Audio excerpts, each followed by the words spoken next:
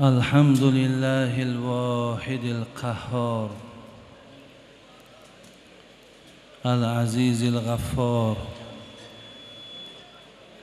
مكور الليل على النهار تذكرة لأولي القلوب والأبصار وتبصرة لذوي الألباب والاعتبار.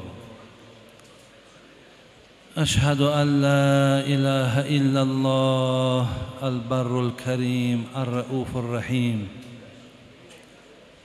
وأشهد أن محمدًا عبده ورسوله وحبيبه وخليله الهادي إلى صراط مستقيم والداعي إلى دين قويم، صلوات الله وسلامه عليه وعلى سائر النبيين وآل كل وسائر الصالحين.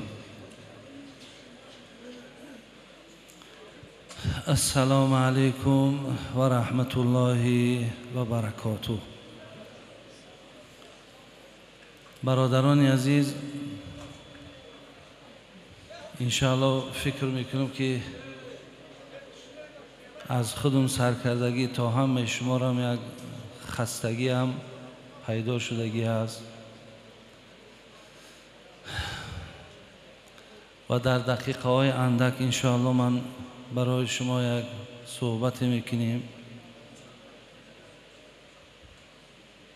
تا با گفت عزیزای خدا، با گفت بندگان خدا که دعا میکردن خدایا همنشینی عاقلان کن، خدایا همردیفی عادلان کن، با گورستان از آن روزه بخسبم مرا همسایه صاحب دلان کن. ما الحمدلله رب العالمین میگیم که امشب همنشینی ما و شما چه زیبا همنشینی بود. محمد صدیق منشاوی در اطراف حیات با سعادت شوهر فاطمه دختر محبوب رسول اکرم صلی الله علیه و سلم، پدر امام حسن و امام حسین، حضرت علی رضی الله عنه، در کتابش میارد که وقتی روزی عید رمضان بود حضرت علی را نزدیکا و رفیقانش در حالت گریان دیدن. برادران، روزهای عید اصلا بینین که در چشمهای ما و شما اشک نیست، بلکه روز فرح و روز خرسندی است. وقتی که از حضرت علی برادران عزیز پرسیدند که مقصد علت گریه چیست، حضرت علی گفتند یک ماه الحمدلله رب العالمین بازم چقدر فقری که داشتم این ماه مبارک روزه گرفتم، شب زنده داری ها کردم، قرآن را تلاوت کردم و دیگر عبادت های را انجام دادم.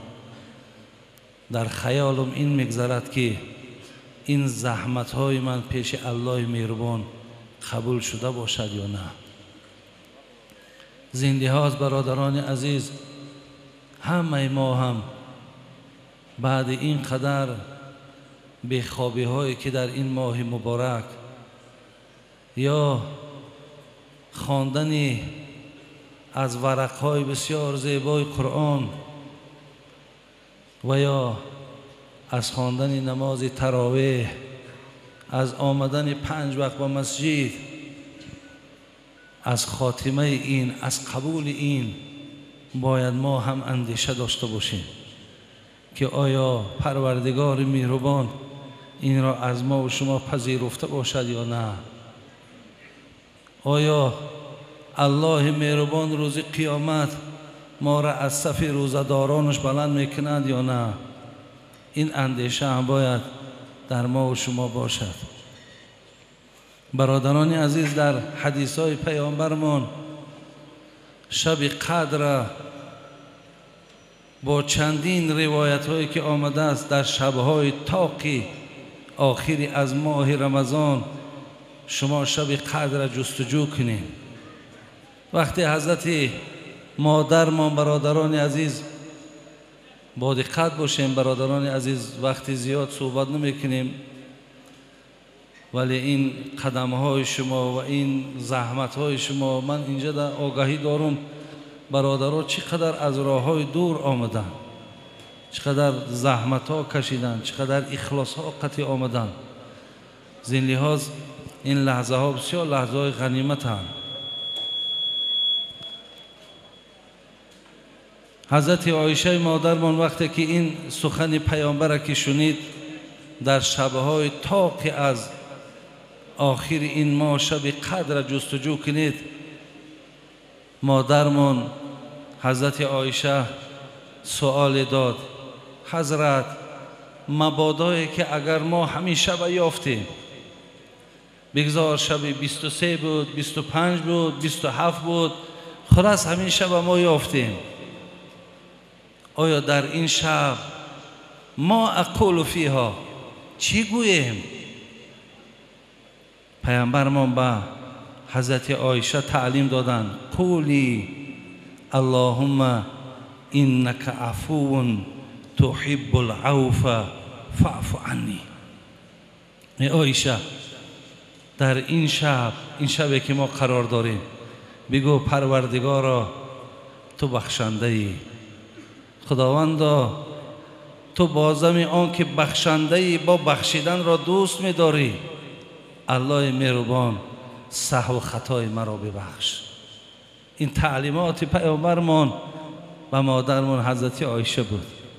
برادرای عزیز، من پیش از آنی که در دوام صحبت برای شما چیزی گویم، خوب دقت کنید که برای چی پیامبرمان گفت از بین مردها محبوب ترین مرد به سوی من ابوبکر صدیق است و از بین زنها محبوب ترین زن به سوی من عایشه است.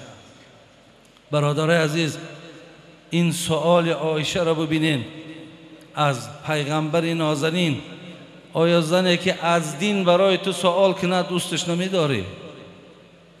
ولی برادرای عزیز، امروزه از همین زنهایی که از ما و شما هستند، کم از زنی که از ما و شما سوال کنن که همین شب قدر مردک چگونه باید سپری کنیم، یا خوابه یا یگان کینو تماشا داره یا پروای شب قدرم نداره.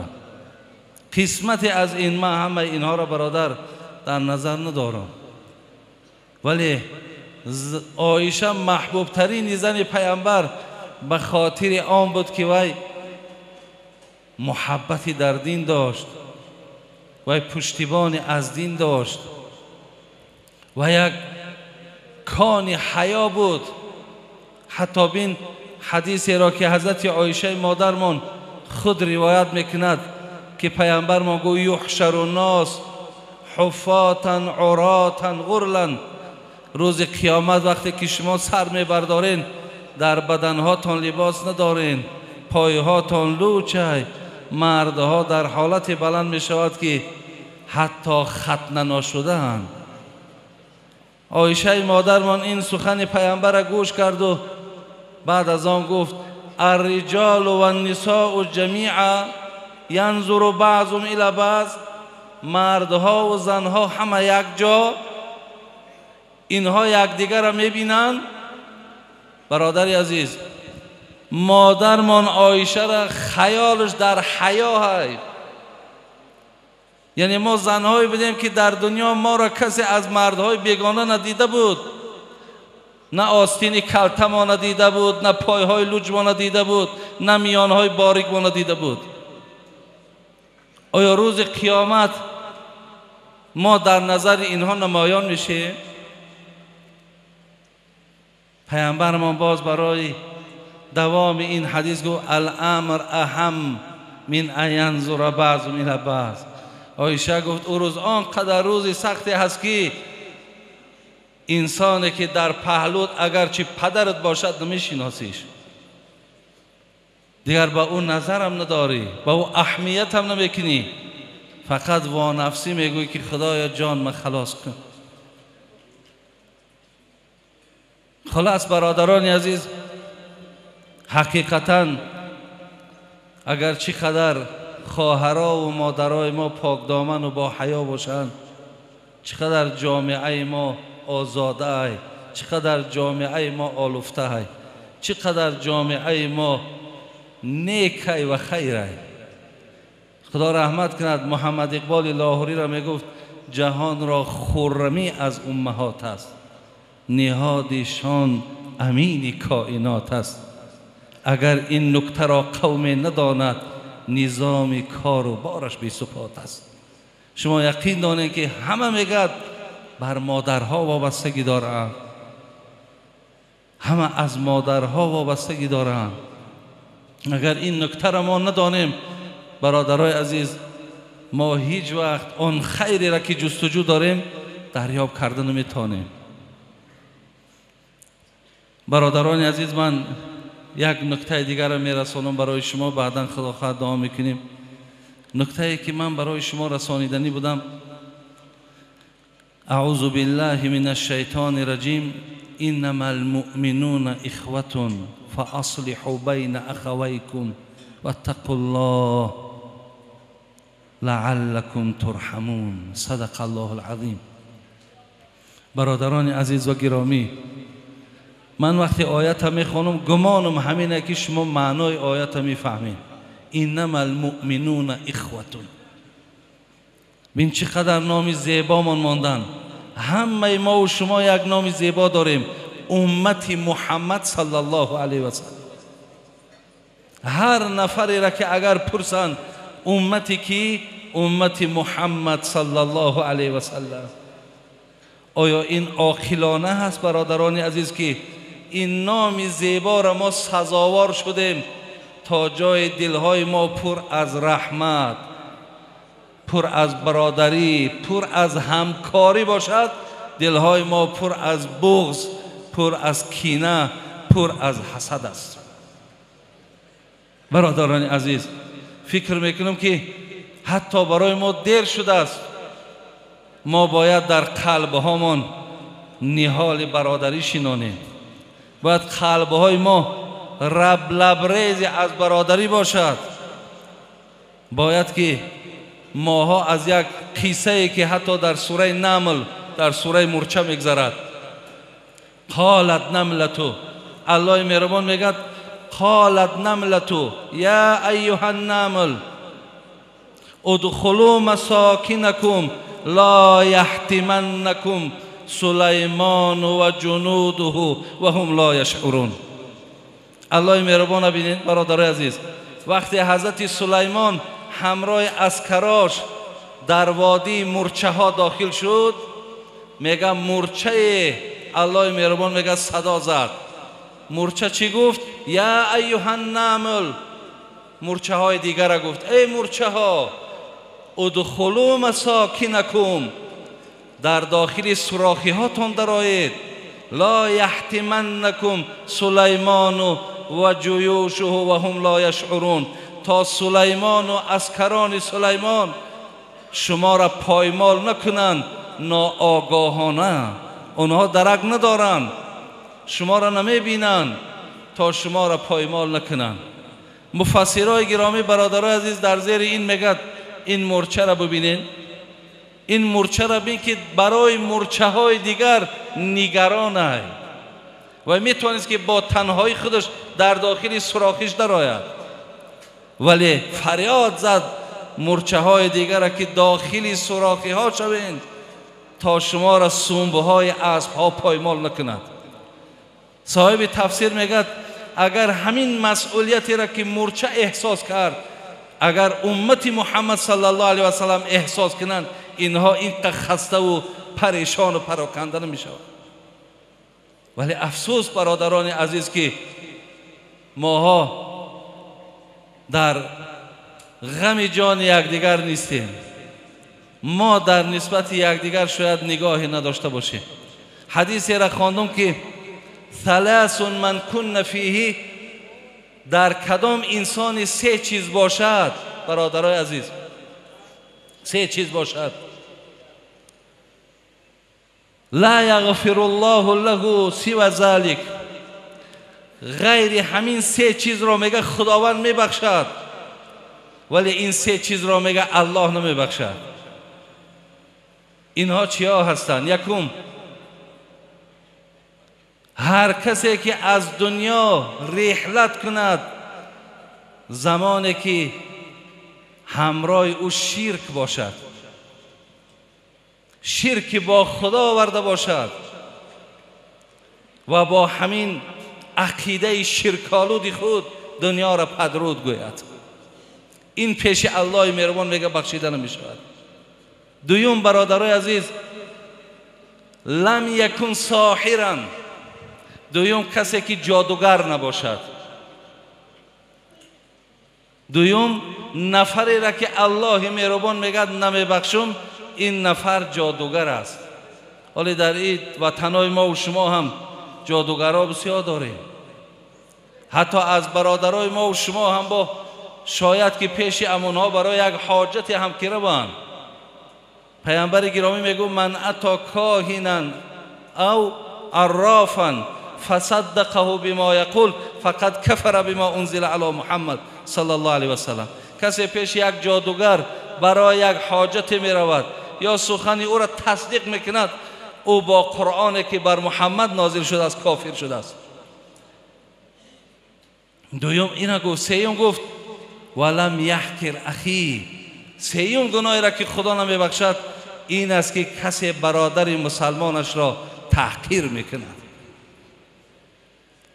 زین لحاظ برادران عزیز، ماها باید در نسبت یکدیگر بسیار گمان نیک داشته باشیم. ولی ابوبکر وراقی را قصهش میاره، مولوی جنونی میگه پدر را یک شب او دید در خواب پریشان حال بین جمع احباب، بگفتش ای پدر چون از حالت، چرا زرد از گلگون جمالت؟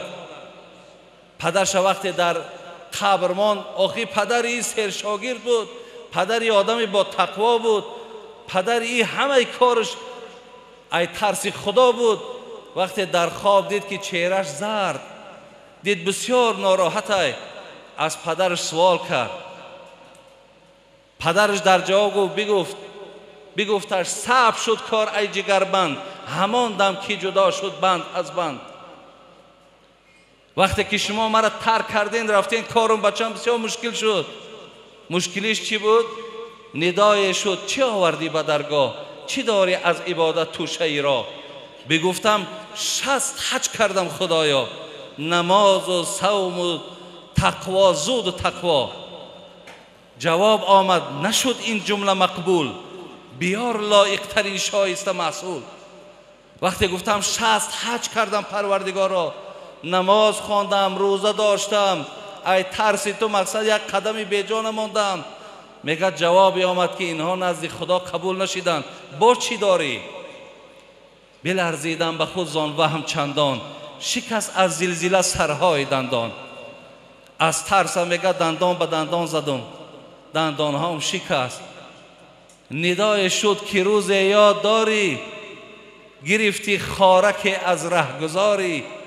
مبادای خلد در پای مؤمن، بیازارد کفی جوینده دین.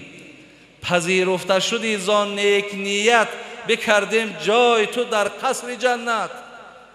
میگه تو روز یاد داری که یک خار را از سر راه گرفتی که تا در پای یک برادر مؤمن نخلد.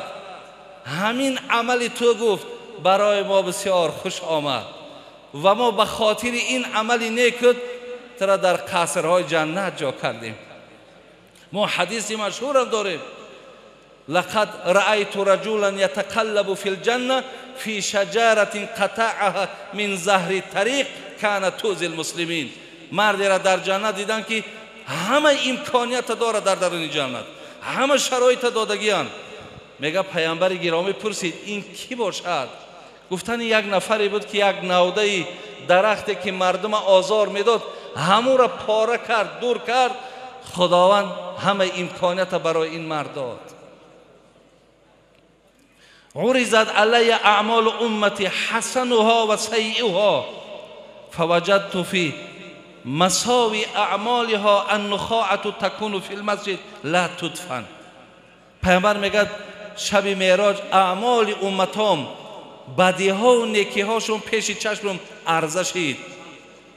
گناه بد اینها را دیدم کسی در مسجد توف میکند و او را نمیپوشاند و نیکی ترین نیکی ها را دیدم که چی بود؟ العزا یمات عن طریق، آزار از سر راه مسلمان دور کردن بالاترین ثواب بود است. برادران عزیز، از این رساندنی ها اینقدر برای شما گفتنی هم که در نسبت یکدیگر ترحم داشته باشید.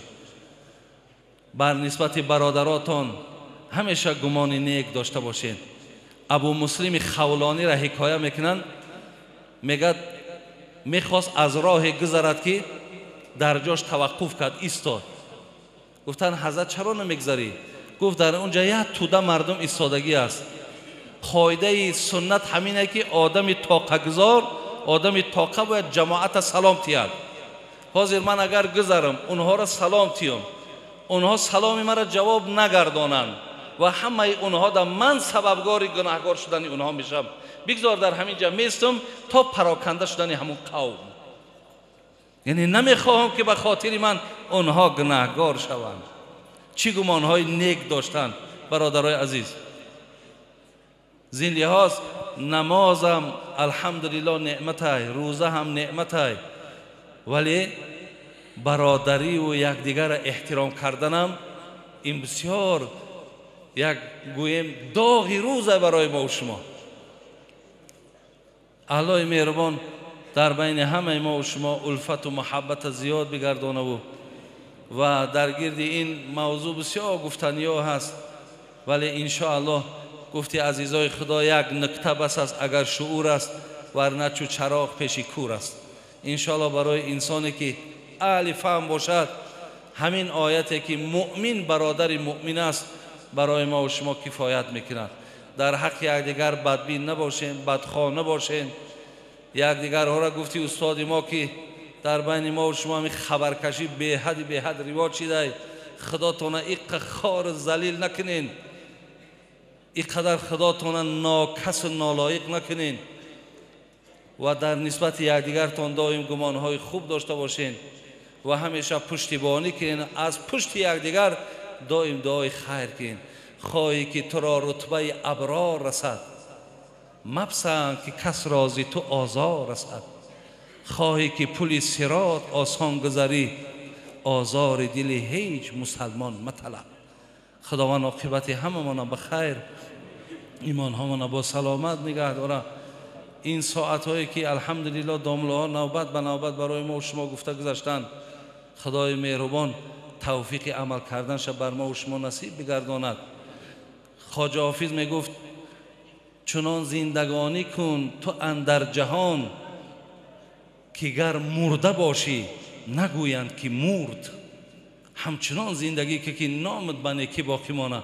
همیشه در راستی تو دائم گمانهای نیک باشند. نگن که خوب شد همین بدبخت مرد، بلکه بگن که زیق شوند، غمگین شوند که یک برادری ما از دنیا گذشت. ربنا فاغفر لنا ذنوبنا و کفر عنا سیئاتنا و توفنا مع الابرار.